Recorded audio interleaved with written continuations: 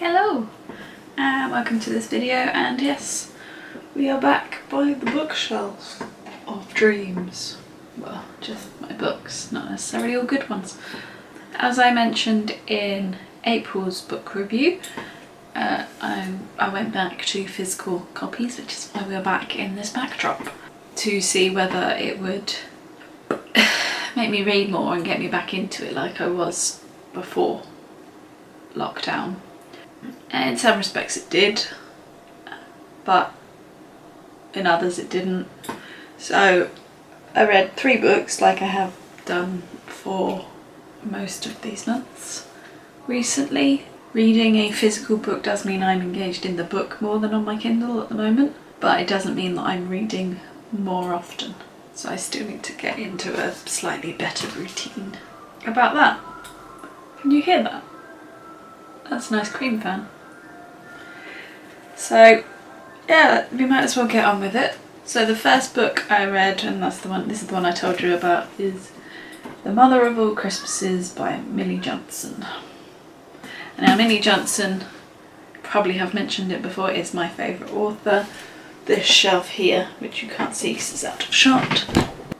This shelf here is basically all Millie Johnson books. Well, I love her books and I love her writing style and I like the stories, although they tend to be basically the same story, but I don't care. So reading one of these is like coming back to an old friend. I know what I'm going to get with it.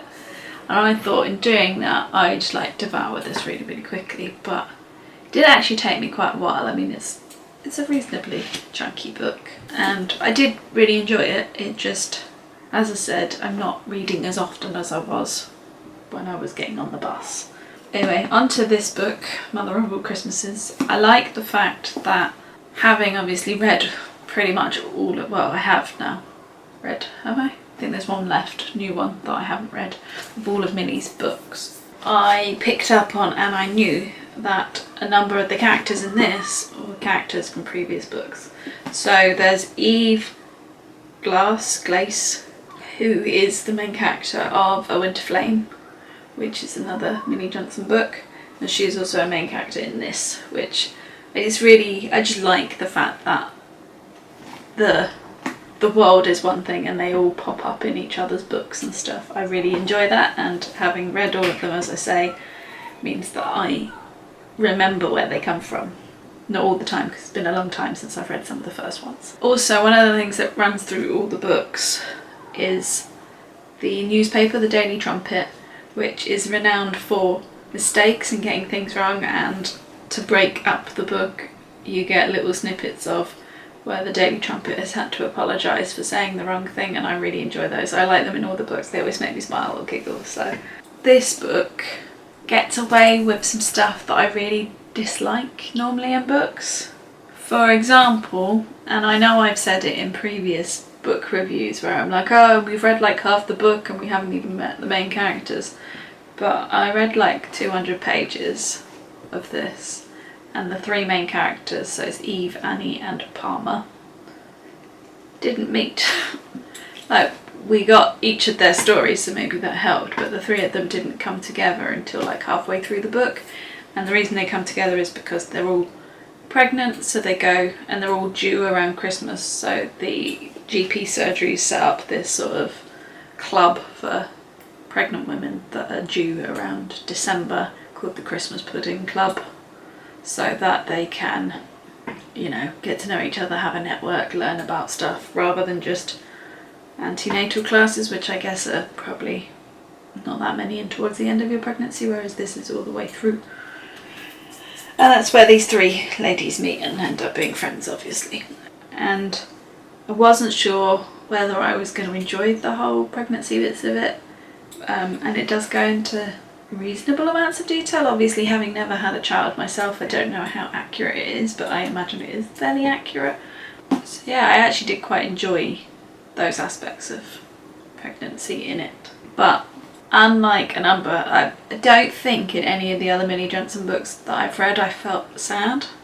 Normally I find them quite uplifting and stuff, but this one, although it still is uplifting and stuff, particularly by the end, is quite a sad book. To give a spoiler, one of the ladies has very big complications with her pregnancy, and it is just quite sad, the whole thing. But yeah, as I say, did enjoy it. Did take me longer than I expected to read. Normally, as I say, I fly through these, but this did take me a good couple of weeks. And it wasn't that I wasn't enjoying it, it's just that I didn't pick it up very often. Whenever I did pick it up, I wanted to read it like all the time, but I then put it down, not forgot about it because I did read most days, but sort of went, I suppose I should go and read really, shouldn't I, rather than I really want to go and read this book. And again, that's nothing against this book because I did really enjoy it, and I particularly liked, one second, oh sorry, I particularly enjoyed the stupid cracker jokes that came with this. So as part of it, one of the ladies owns a cracker factory, like a pulling cracker, not an eating cracker. So at the back here is just like 5 pages of cracker jokes, and then there's one in the middle of the book that I really liked, which unfortunately I can't remember the exact joke. It's something, and it's the question that I get wrong, not the punchline, but it's something like, what do you call a hen that looks at a lettuce? A chicken sees a salad, which would be better if I could remember the lead into that joke. But yeah, so that was The Mother of All Christmases by Millie Johnson. The second book I read was The Rats. Shoot, there goes Millie. Was The Rats by James Herbert, which I read mainly because it's a very short book, and also because my parents bought this series for Pete to read, and he's only read this one, and some of the stuff that he said to me whilst reading it kind of made me intrigued to read it. This book came out in 74, so bits of it really have dated, like it talks about bomb sites and stuff in London, which we quite clearly don't have anymore, or not that I know of. And there are other bits in this that you can tell are dated quite heavily, but it's written in 74, you kind of got to expect it. A lot of it didn't particularly have a huge amount of story. There was a lot of, in the chapter, here's the person and the life, here's how they get eaten by the rat. There's a lot of that. I mean, that's not a spoiler. It says here that swarming black creatures with razor sharp teeth and a taste for human blood, so you kind of know that the rats are going to eat the humans. So that's sort of how the book went for a good half of it, maybe 3/4 of it. Not quite that much actually.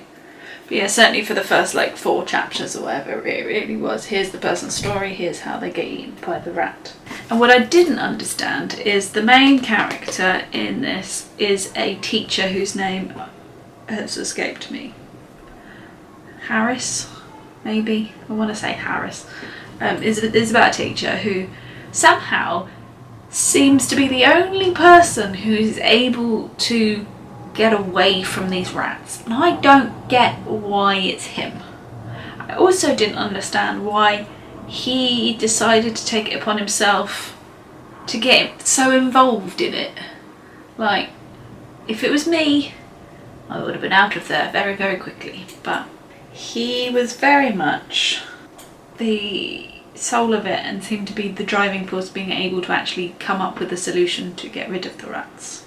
I feel like I'm spoiling this book entirely, but there were things about it that meant that I perhaps don't want to go on the tube for a little while. Also, the weather's been really nice and I really wanted to go and read in the park, but there was no way I was going to read this book in the park whilst things landed on me or the wind blew and things might have touched my leg, because it would have freaked me out. And then some of the events in this were really unfeasible. Like, they evacuated the whole of London. That would never be able to happen now. But saying that, I was surprisingly involved in the story. I will eventually get around to the 2 sequels, but not for a little while, because I've had my fill of man-eating rats for the time being. So the last book I read was You Then, Me Now by Nick Alexander, which When I came on to do this, it's kind of annoying because I really enjoyed this book. In fact, I read this book pretty quickly for how I'm reading at the moment, but I can't really put into words why I enjoyed it so much, which makes recording a book review of this book quite difficult. So I've tried to pick up on some of the things that I enjoyed about it, but this might be a bit disjointed. I mean, all of them are a bit disjointed, but this might be because I can't quite put my finger on why I enjoyed it so much. As you know, if you've watched a number of these book reviews, I do like books from multiple voices, multiple people, and this book had that. So you had chapters from Becky, who is the daughter, and they are the present day chapters, the things that happen in present day, and then the mum Laura, her chapters are in the past and explaining essentially the story. So that helped. The setting of this book is Santorini, which when I picked it up because it's one of the shorter books that I have on my to read pile. You see why I thought about this. But when I picked it up and I saw that the setting was Santorini, I thought it would go one of two ways. Either I would absolutely hate it because I was getting fed up of reading about this lovely place that I can't go and visit, or I would find it complete escapism and enjoy pretending like I'm on holiday while I'm reading it. Helped that it was really warm and sunny and like I could read and have a breeze and it would be warm. So it was the latter. I liked it as a bit of escapism and could picture all of this. I've never actually been to Santorini though. So as I said, you've got the mother and the daughter. It's basically the mum's story. She goes to Santorini in about 94 with a guy, and it's not particularly pleasant and lots of stuff happen. So it's that story that you're following with the daughter's sort of present day input to it. And the two male interests in it are Connor and Leaf, and they are like complete polar opposites to each other. Connor is very stocky and brutish, Leaf is very tall and gentle, basically, is a very simplistic way of putting it. And it was interesting reading about Laura's opinion on both men. And as a related aside, I've never understood people's appeal for a bad guy. It's not something I've ever wanted. Why would you want that? So I'm always on Team Leaf. I think most people probably would be on Team Leaf if they've read the book, but that's my team. I don't get the whole bad guy thing, but it is interesting that, and I know it's deliberate from Nick Alexander, that the two men are like complete ends of the spectrum here, which was kind of interesting. It's very satisfying, this book. It ends with a happy ending, it comes full circle, all the loose ends are tied up. It's just a very satisfying read. As I said though, I can't really put into words why I enjoyed it so much, because I can't really say why I enjoyed it so much because I don't know why.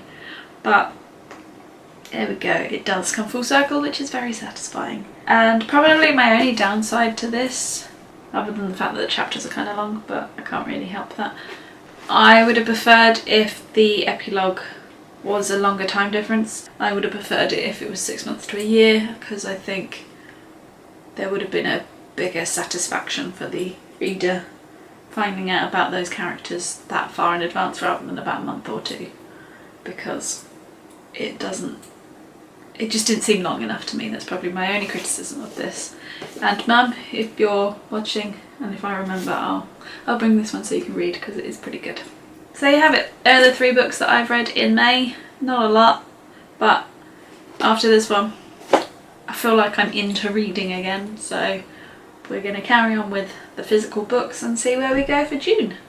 And on that note, if you've liked this video, please give it a thumbs up. If you haven't already, please go ahead and subscribe, and I will see you in the next one. Bye!